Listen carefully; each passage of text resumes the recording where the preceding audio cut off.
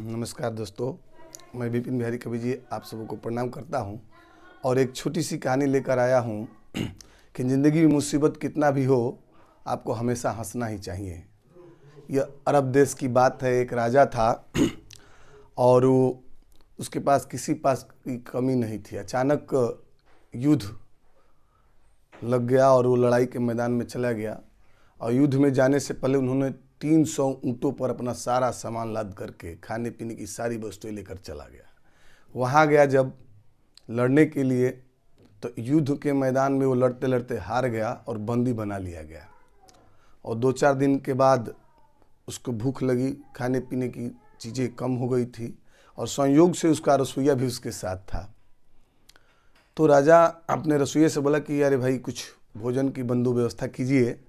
तो रसोइये के पास जो था कि एक मांस का छोटा सा टुकड़ा था, उसको वो पकाने के लिए एक देगची में रख करके और उसी पर वो रख करके चला गया।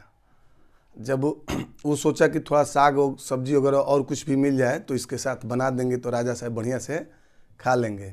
और इसी बीच में एक कुत्ता आ गया कहीं से घूमते हुए और उसको उस मांस के जो पक रहा था उसका सुगंध उसको कहीं से लग गया और वो धीरे धीरे उस देगची के पास चला गया और जा करके उसमें मुंह लगा दिया।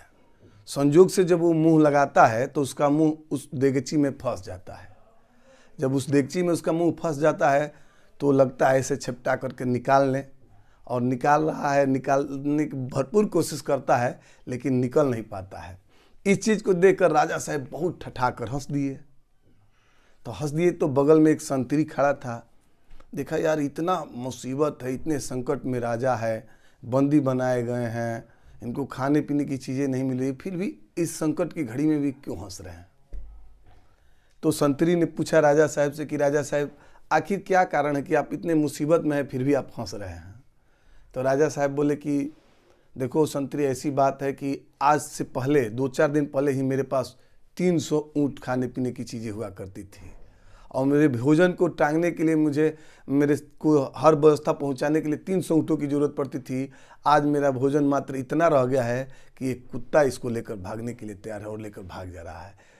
तो इसीलिए मैं हंस रहा हूं कि ये ज़िंदगी किसी की नहीं है। कितना भी मुसीबत आए, कितना भी घड़ी जाए, इंसान की एक हंसी ही साथ जा सकती है और खुशी ही साथ जा सकती है।